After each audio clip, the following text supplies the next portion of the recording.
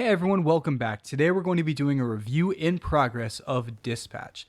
Now, this is a game that I'm very impressed with. That's why this is a review in progress. I've only made it through the first 4 episodes, and I understand the last 2 episodes are going to be coming out later this week. But I wanted to get my thoughts out there. I wanted to record them because the experience I'm having is just beyond what I expected. Being that this game was developed and produced by people who used to work on the Telltale games, I found myself to be overwhelmed with how much better of a story this is and how much more involved or invested I am with the story that's being told. Now, with that being said, this is not my final verdict on the game. It is certainly not over, and the story could tank. Maybe the latter half of the game is not going to be something that I enjoy, but as it stands right now, I think that this game is well worth more than the $30 price tag that I paid for it. I've played a lot of create your own adventure games, whether it be Detroit Become Human or Heavy Rain. I've actually followed along with a lot of these big titles and had a great time with them. And I think that although this one doesn't have nearly as many choices or be as interactive as those may be, I'm finding myself just as invested in the story, if not more, because of the characters, the way they portray everything, and exactly just how the game is played. The first good thing that I want to talk about with this game, and there's a lot of them here, is the characters, the designs, the way the actual animation style plays out. This game is beautiful. I find that every time a character speaks, I believe them. And I've been playing a lot of games recently where I'm not really behind the main character. I feel like they're not written very well, their lines are not delivered very well. But I think that the characters in this game are absolutely believable. I love who they are. I think that they have great archetypes. I think that in the first 4 episodes, I've seen a lot of growth. I've seen a lot of character development. And in just that short amount of time, I've really found myself drawn and attached to these characters.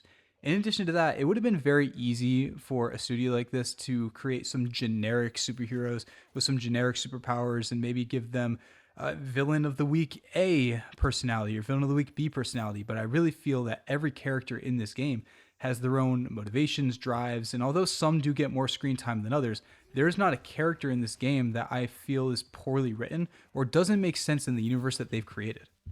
The animation style and character design is almost like a perfect combination of Saturday morning cartoons and a comic book. The way that the characters are actually portrayed and the way that they're voice acted directly correlates with how they look, and I really think that the actors came together and did a great job. The main character himself is not like most main characters, where you may think of a Boy Scout or Captain America type mentality.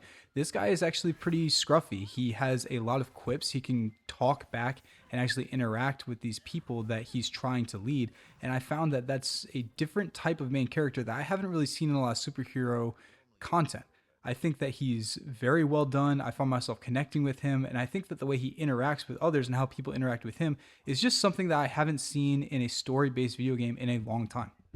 In addition to excellent character design, I think the writing is something that needs to be praised. The humor is actually funny, and in a lot of games like this, it can become corny or it can be poorly delivered. How they develop these characters and how they wrote them is just actually funny. I find myself actually laughing or anticipating what someone else may say, or as soon as they come on the screen, I'm excited to hear what they may say next because they're well written.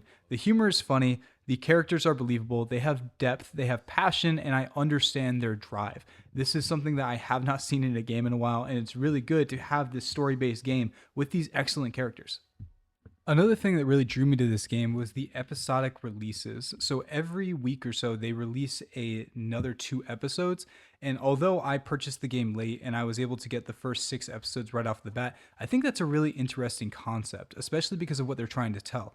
With a superhero story, like I said before, going back to Saturday morning cartoons and wondering what's going to happen next, I can find myself interested in wanting to play more. And I think that's a great way to keep your audience around without stretching out the plot or padding runtime for no reason.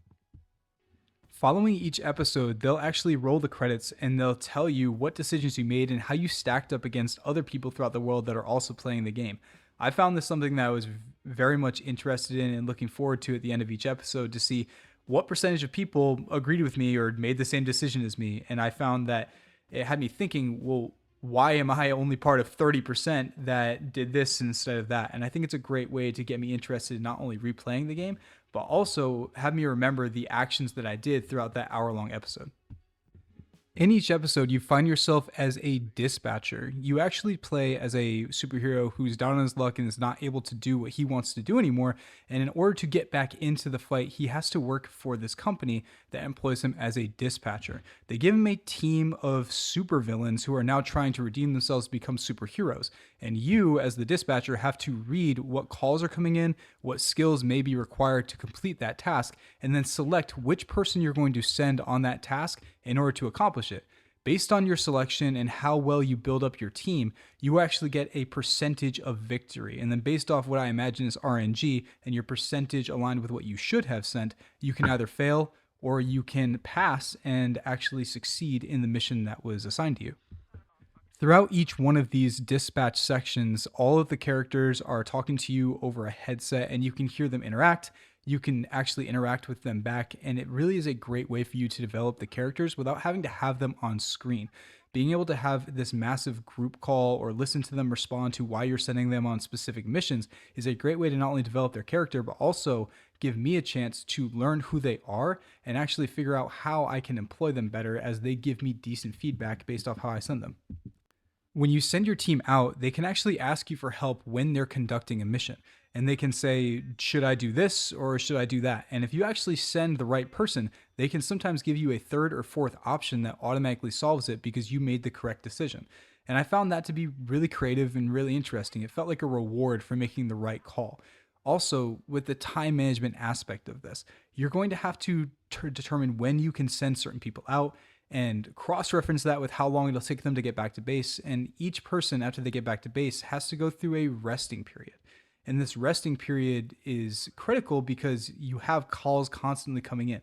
It can actually be quite overwhelming and it can be quite stress inducing, but it is a fun gameplay loop that I found myself almost addicted to. I'm hoping that there's some way after the story concludes where you can expand on this and actually play it on your own without having to re-dive into the story or replay something. In addition to being able to provide feedback and guidance to these people as they ask you for help throughout their missions, you can also do these little hacking mini games to help them as the dispatcher. You're able to hack into security cameras, maybe move some things around to be able to help them. And based off the situation and who you send, you have to go through this mini game that can either help them succeed or help them fail. Now, I did find that these mini games are not too difficult, and usually on the first try, you're able to get them almost 100% of the time. I personally haven't failed any yet, but I will say it does help diversify what you're able to do, and it makes you feel like you're actually making an impact on this screen that's just a dispatcher screen without actually being on the ground and helping your heroes.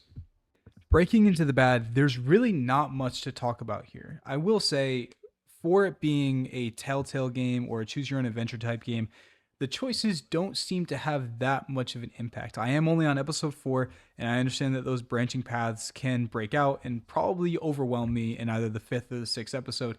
But as it stands right now with episode 4, I really feel like my choices have made very minimal impact. I am keeping track of them, and I do find it interesting when it says in the top corner that that character is going to remember what choice I made or what I said.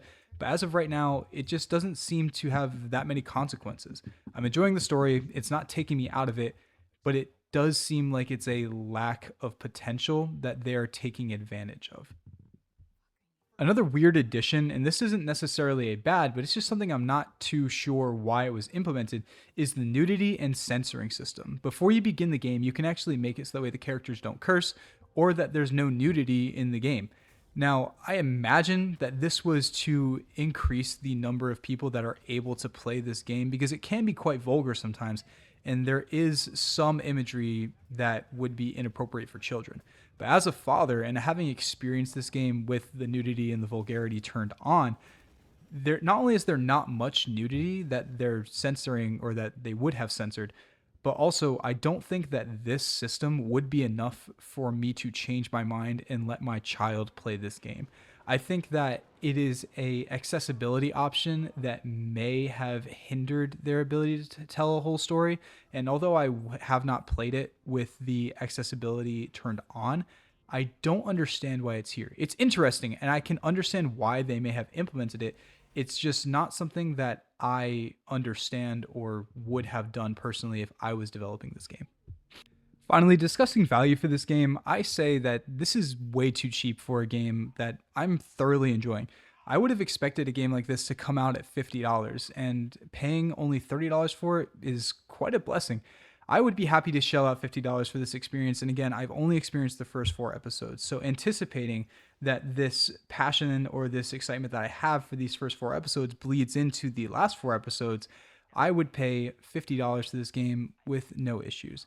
I think that $30 is an absolute steal. And if you are interested in any type of story based games, or maybe even a Telltale game, this is going to be an absolute must for you to pick up. This game has excellent character design, has excellent character development, excellent writing, it has excellent delivery, it has an awesome animation style. I'm having fun and I'm very excited to figure out what happens next. I think the episodic release is a very interesting concept, and although I don't think I'm going to be able to experience waiting or wondering what's going to happen because by the time I get to episode 6, I imagine 7 and 8 will be out. I think that is something interesting that this new company could be able to use and exploit in the future to be able to keep its audience around and really tell a good story.